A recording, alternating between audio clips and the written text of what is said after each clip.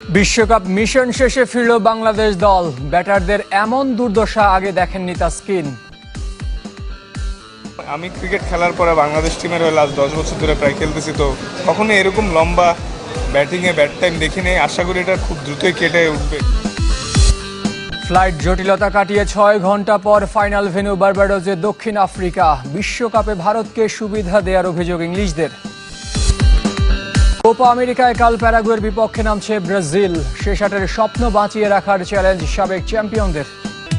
Cricket ক্যারিয়ারে ব্যাটারদের এমন দুর্দশা আগে দেখেননি তাসকিন আহমেদ। বিশ্বকাপ শেষে ঢাকা ফিরে এমন মন্তব্য করেছেন বাংলাদেশ দলের সহ অধিনায়ক।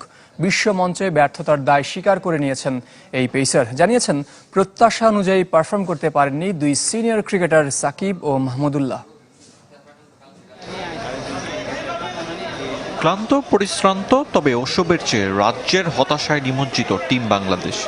সেন্ট ভিনসেন্ট থেকে ঢাকায় দীর্ঘ ভ্রমণ শেষে দেশে ফেরার মুহূর্ত হতে পারত রঙিন উৎসবের, কিন্তু কোথায় কি।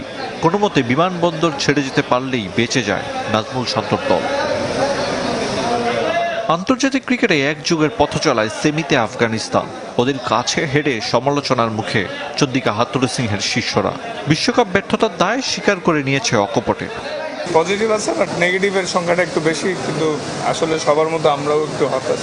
আমরা জিতার চেষ্টাই করেছিলাম প্রথমে 12 ওভারের মধ্যে, পরে যখন আমরা বুঝতে পারলাম 12 ওভার আসলে চেস করা পসিবল না, তখন নর্মালি ট্রাই করছিল সবাই, তাও জিততে পারিনি। বিশ্বকাপে সবচেয়ে বেশি ঢুকেছে ব্যাটাররা। টপ অর্ডারের অফ ফর্ম, মিডল অর্ডারের অধারাবাহিকতা, ফিনিশিং ব্যর্থতা। তারপরও সুপার 8-এ বাংলাদেশ হয়তো অনেকের মতে এটাই অনেক।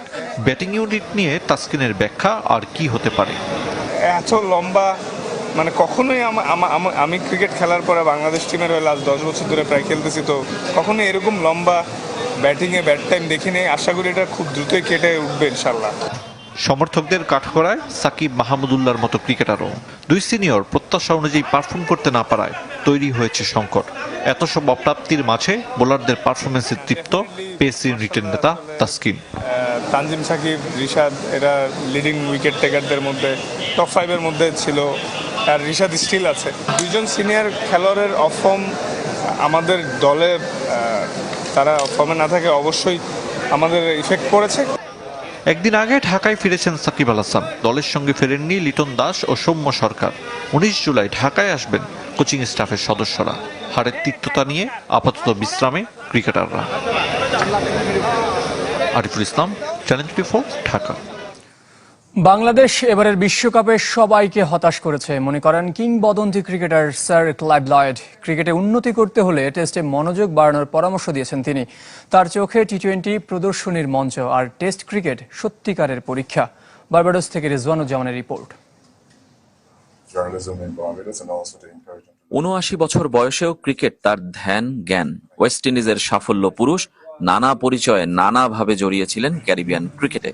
অধিনায়ক হিসেবে জিতেছেন 2 বিশ্বকাপ, ছিলেন নির্বাচক, ম্যাচ রেফারি। তিনি স্যার ক্লাইভ লয়েড, কিংবদন্তি ক্রিকেটার। বিশ্বকাপের দেশে তার সঙ্গে দেখা হয়ে গেল বার্বাডোসের রস ইউনিভার্সিটির লয়েড এরস্কিন স্যান্ডিফোর্ড সেন্টারে। মনের জানালা খুলে দিয়ে কথা বলেছেন ক্রিকেট নিয়ে। বাংলাদেশের পারফরমেন্স তাকেও ব্যথিত করেছে। বাংলাদেশ ভালো পারফর্ম করতে পারেনি, তবে করা উচিত ছিল। তাদের বেশ কজন ভালো ক্রিকেটার আছে। যেভাবে খেলেছে সেটা সত্যি হতাশার। একটা টেস্ট খেলুড়ে দেশ হিসেবে তাদের কাছে সবাই আরো ভালো কিছু আশা করে। সমস্যার সমাধানও নিজের মতো করেই দিয়েছেন। আমার সাজেশন টেস্ট খেলা বেশি 2 বা 3 ম্যাচ না খেলে 5 টেস্ট খেলতে হবে। 12,000 মাইল পেরিয়ে অস্ট্রেলিয়ায় গিয়ে ওয়েস্ট ইন্ডিজ মাত্র 2 টেস্ট খেলেছে। এটা ননসেন্স। শুধু বড় দল নয়, সবার জন্য একই কথা। বসে সিদ্ধান্ত নিতে হবে কিভাবে ক্রিকেট খেলতে চান। আমি টি-20-কে দেখি প্রদর্শনী হিসেবে, টেস্ট ক্রিকেট পরীক্ষা।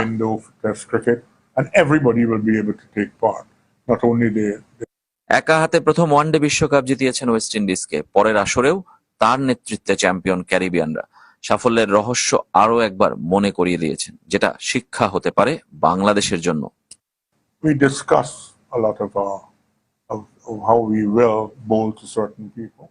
সে সময় আমরা সবাই মিলে বসতাম, আলোচনা করে সিদ্ধান্ত নিতাম। এখনকার মতো এত সুযোগ সুবিধা ছিল না, অ্যানালিস্টও না। 14 জন ক্রিকেটারের সাথে 2 জন কোচ ছিল। এখন তো 28 জনের বিশাল বহর। সুখে দুঃখে একসাথে থাকতাম, আমাদের কোনো সমস্যা ছিল না। আমরা জিততে চাইতাম, দেশকে গর্বিত করতে।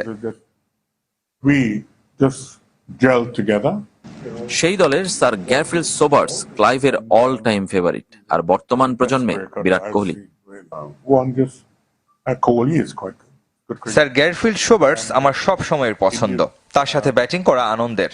সে আমার দৃষ্টিতে গ্রেটেস্ট ক্রিকেটার। তবে বর্তমান সময়ে পছন্দের একজন কোহলি। ক্রিকেট নিয়ে নির্লভ লয়েড খেলাকে সম্মান জানিয়ে লোভী হতে মানা করেছেন অন্যদেরও। Rezwanuzzaman, channel, West Indies. কাল টি-20 বিশ্বকাপ ফাইনাল। তবে এর আগে ফ্লাইট জটিলতায় নির্ধারিত সময়ের 6 ঘন্টা পর ফাইনাল ভেন্যু বার্বাডোসে পৌঁছেছে দক্ষিণ আফ্রিকা ক্রিকেট দল। সেমিফাইনাল জিতে বার্বাডোস যাওয়ার পথে ত্রিনিদাদের পিকারো বিমানবন্দরে আটকা পড়েন প্রোটিয়ারা। সঙ্গে আইসিসির কর্মকর্তা এবং আম্পায়াররাও ছিলেন। স্থানীয় সময় বিকাল 4:30টায় ত্রিনিদাদ ছাড়ার কথা ছিল চার্টার্ড বিমানটি। তবে একটি ব্যক্তি নয়, ভারতের টুর্নামেন্ট টি-20 বিশ্বকাপ পক্ষপাতের অভিযোগ এনেছেন ইংল্যান্ডের সাবেক অধিনায়ক মাইকেল ভন। এর প্রতিবাদ সামাজিক যোগাযোগ মাধ্যমে করেছেন ভারতের সাবেক এবং বর্তমান ক্রিকেটাররা। তবে টিম ইন্ডিয়া যে বাড়তি সুবিধা পাচ্ছে তা স্বীকার করেছেন সঞ্জয় মাঞ্জরেকর। ধারাভাষ্যকার ডেভিড লয়েডের ভাষায় এটা ফিক্সিং। সাবেক ইংলিশ অধিনায়ক মাইকেল ভন বলছেন এটা ভারতের টুর্নামেন্ট। পাকিস্তানের কিংবদন্তি ইনজামামুল হকের দাবি, বিগ 3 বলে এখন আর কিছু নেই, বিগ 1 আছে শুধু। টি-20 বিশ্বকাপ শুরুর আগে থেকেই ভারতকে সুবিধা দেবার অভিযোগ উঠেছে।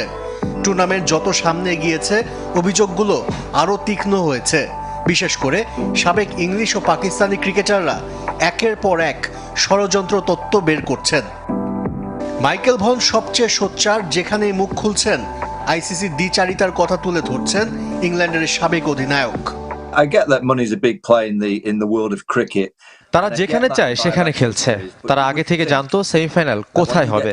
আমি বুঝি বিশ্ব ক্রিকেটে টাকার বিষয়টা গুরুত্বপূর্ণ, কিন্তু যখন বিশ্বকাপ হবে তখন আইসিসির উচিত দলগুলোর প্রতি স্বচ্ছ হওয়া। এখানে কারো পক্ষপাত করতে পারে না। সেমিফাইনাল শেষে সামাজিক যোগাযোগ মাধ্যম এক্সে ভারতকে যেমন প্রশংসায় ভাসিয়েছেন মাইকেল ভন, তেমনি ছোট করে খোঁচাও দিয়েছেন। লিখেছেন, ভেন্যু হিসেবে গায়ানা বেছে নেওয়াটা কাজে দিয়েছে টিম ইন্ডিয়ার। তাতেই ক্ষিপ্ত ভারতের বর্তমান ও সাবেকরা।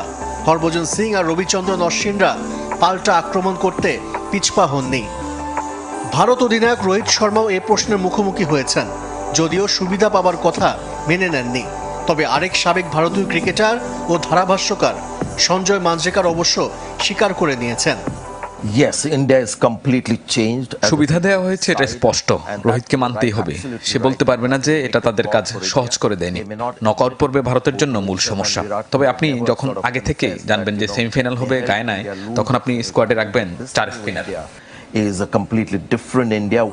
সাবেক ক্রিকেটার রাতের সব তারাই নাকি থাকে দিনের আলোর গভীরে। সেই ভরসাতেই দিনের পর দিন তারকায় জলজল করা ব্রাজিলকে সমর্থন করে চলেছে সমর্থকরা। আর দিন শেষে ফিরতে হচ্ছে এমনই মন ভার করে। ব্রাজিল ম্যাচ জিততে পারছে না যতটা না দুঃখের, এই মুহূর্তে তাদের কাছে আরও বেশি কষ্টদায়ক আর্জেন্টিনা এরই মধ্যে কোয়ালিফাই করে ফেলেছে কোপার পরের রাউন্ডে। কোস্টারিকার বিপক্ষে বল পজিশন 73%, গোল মুখে 19টা শট, যেখানে কিনা মোটে 3টা শট ছিল অন টার্গেট। তবুও গোলের দেখা পায়নি সেলেসাওরা। ডি গ্রুপের ডেঞ্জারেই 9 বারের কোপা জয়ীরা। এবারে প্রতিপক্ষ কনমেবল অঞ্চলের আরেক দল প্যারাগুয়ে। দু দলই আছে প্রথম জয়ের খোঁজে। তবে পরের রাউন্ডে যেতে হলে এটা সেলেসাওদের মাস্ট উইন গেম। ট্রানজিশন পিরিয়ডে ব্রাজিলের সাম্প্রতিক পারফরমেন্সটা খুব একটা সুবিধার নয়। শেষ 5 ম্যাচে জয় বলতে কেবল 2টা। তবে প্যারাগুয়েনদের বিপক্ষে হেড টু হেডে স্বস্তি খুঁজতেই পারে দরিবেল জুনিয়রের দল। এখনো পর্যন্ত 17 বারের লড়াইয়ে ব্রাজিলের জয় 9 ম্যাচে, আর প্যারাগুয়ে জিতেছে 5 ম্যাচ। 2004 সালের পর গ্রুপ পর্বে ব্রাজিল কখনোই হারেনি প্যারাগুয়ের বিপক্ষে। প্রথম ম্যাচে ড্র নিয়ে অবশ্য খুব একটা চিন্তিত নন ব্রাজিলিয়ান মাস্টারমাইন্ড। এই ম্যাচে থাকতে চান কুল অ্যান্ড কাম। প্যারাগুয়ের বিপক্ষে 4-2-3-1 ফরমেশনের স্ট্র্যাটেজি সাজাতে পারেন দরিবেল জুনিয়র। ফলস নাম্বার 10 এর রোল প্লে করবেন প্যাকুয়েতা, সাথে অ্যাটাকে থাকছেন রাফিনিয়া। অন্যদিকে ফাইনাল থার্ড থাকছে ভিনিসিয়াস জুনিয়র আর রদ্রিগোর দখলে, যথারীতি গোলবারের প্রহরী অ্যালিসন বেকার।